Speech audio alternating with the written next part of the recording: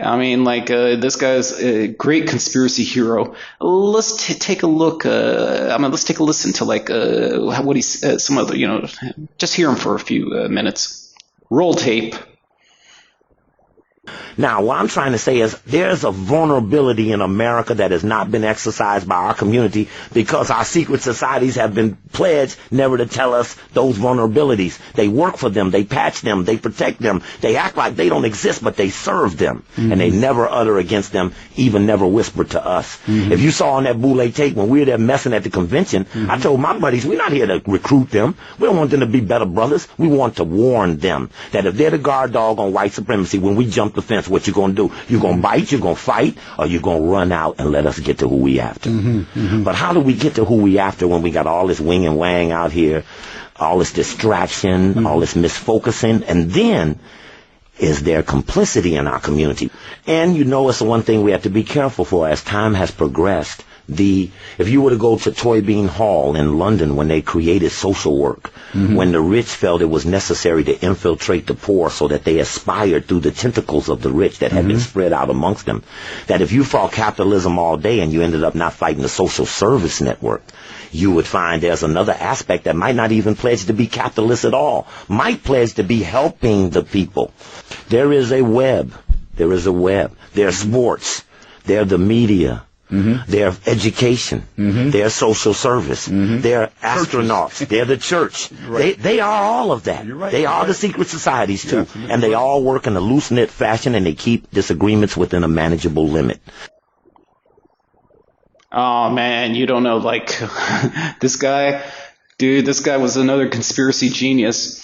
Dude, man, when he started like chasing Black Freemasonry, what they did was they ran all these Black Freemasons. They ran crying like little bitches to like the Jewish Freemasons, the Jewish organization B'nai B'rith, who like sent like their political wing, the open political wing, the Anti-Defecation League, after him. Man, the ADL, they fucked up like Steve Coakley's life, man. He didn't sound like that before. I mean, like even his voice is like all fucked up, man.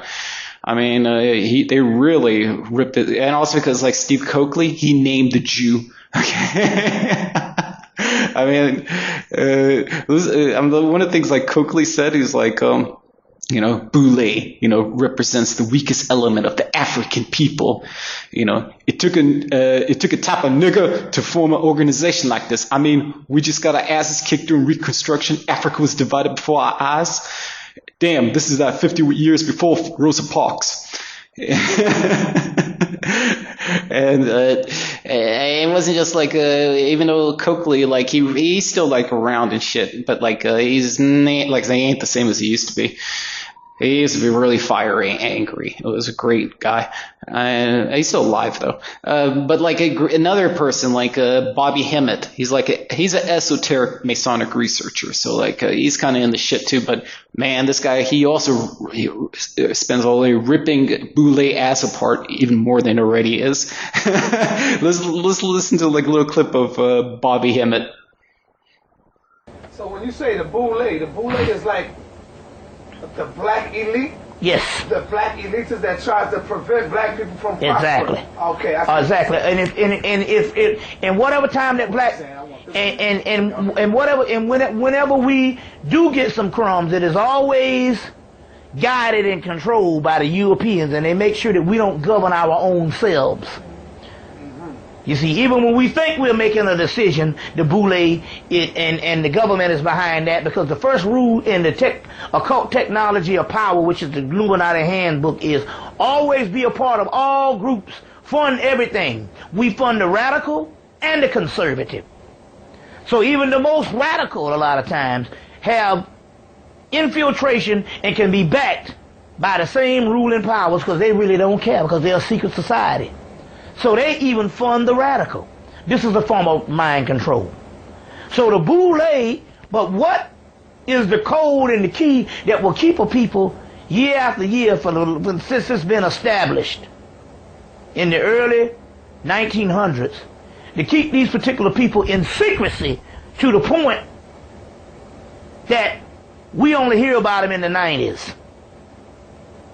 and they continue to do these things, that is because they go under the same level of the people who started them, which is the skull and bones, which is the same ritual, whereas you have to have sexual intercourse with the other man, and that is your secret. That is the thing of yours.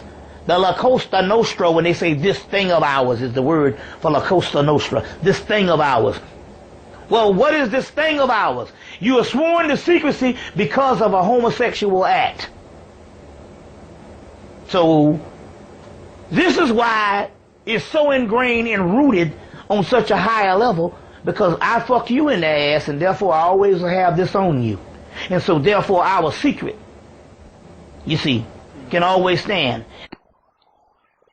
See right there. See, I know, like, everybody's saying, like, Joe Blow is full of shit as usual. I ain't. See, like, I got confirmation. I'm just repeating other people's research, and I didn't discover this stuff, man, okay?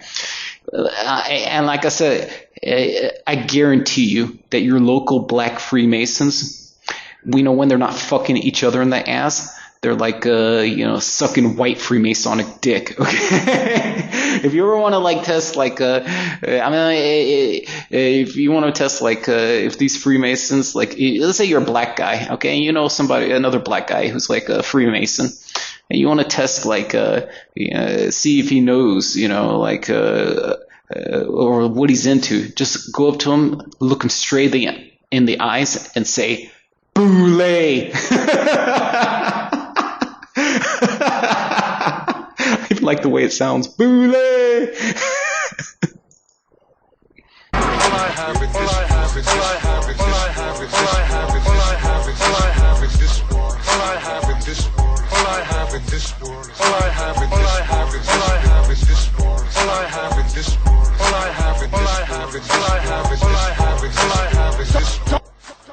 My buddy Tikra, TKRA, he joins me today, and we discuss lots of shit. It's like Tikra, he creates his internet media empire around his his own. He has his own radio show. It's called Parody Talk. And then we go through, like, how we became conspiracy theorists and, like, the conspiracy community, like, what was the pre-internet conspiracy community like? It was really fucking different. And a lot more physical activity, real world stuff.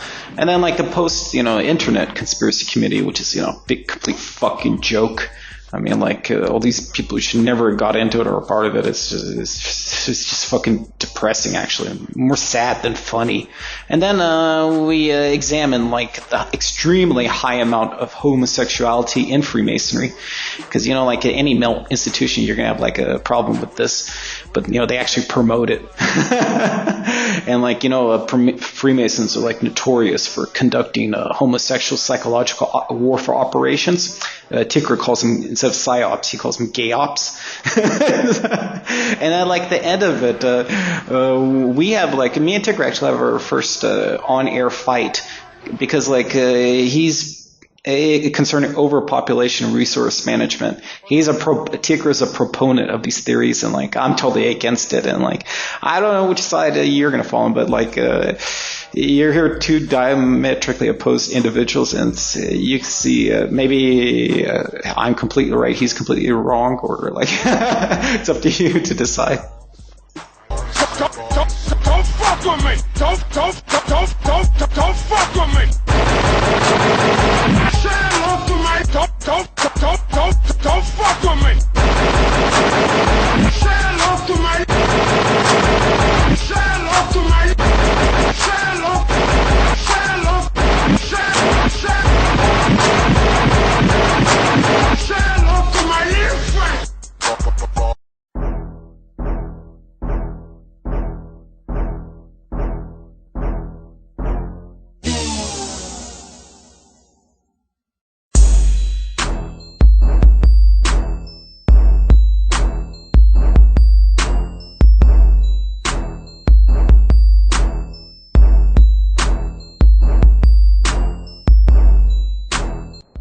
Here's Tikra. Hey, Tikra, how are you doing, man? I think we have to fix that name. I should just be like John or something. Hi, okay, I'm okay.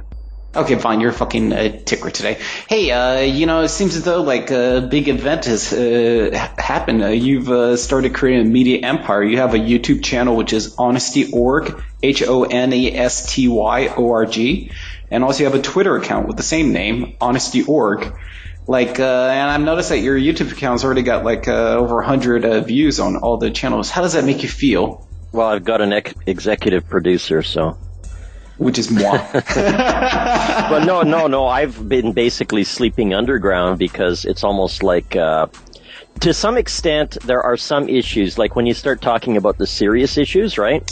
People don't want to hear that, as you have already noticed, that people kind of would like reality TV and like just simply like really shallow things. You mean like the Joe Blow conspiracy show? They like bullshit, you know? No, but the thing is, I think you were doing is you're taking some conspiracy gossip and actually making conspiracy fun rather than like sort of disease research.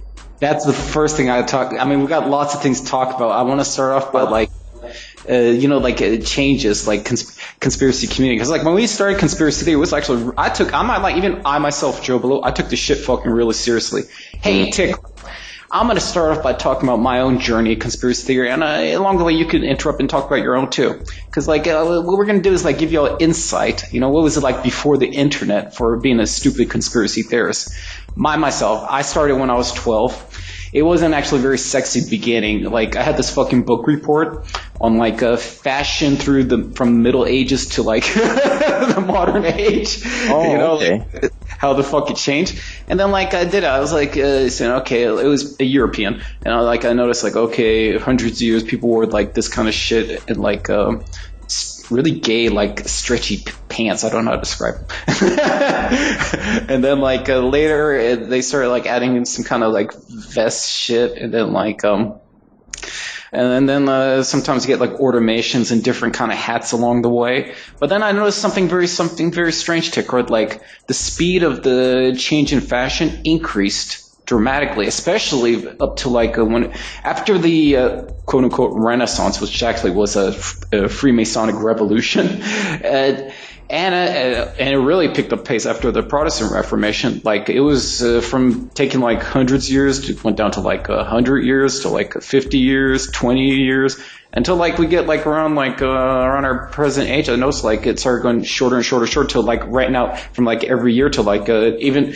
I'm telling you, when I was a kid, it was like fashion only changed like every year, but now it's like all the fucking time. And like and then you're asking, what's the big fucking deal? Well, from that, like, I wanted to figure out why the fuck this happened. So I went to like, I looked up different stuff, like who actually decided to make the fashion and shit.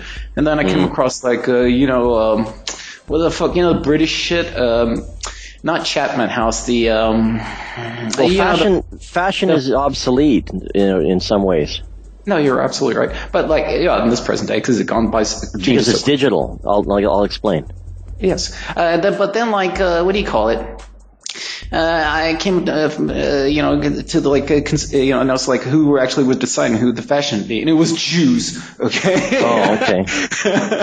And then like, but I tell you the truth, my real like foray into like conspiracy, I did it through like the more spiritual ends, like. I was like I never actually believed in it, but like I studied like, Satanism, New Age, but then I came across my favorite subject was fucking Freemasonry, that's like, Tikra hates the subject every time I talk about it. He's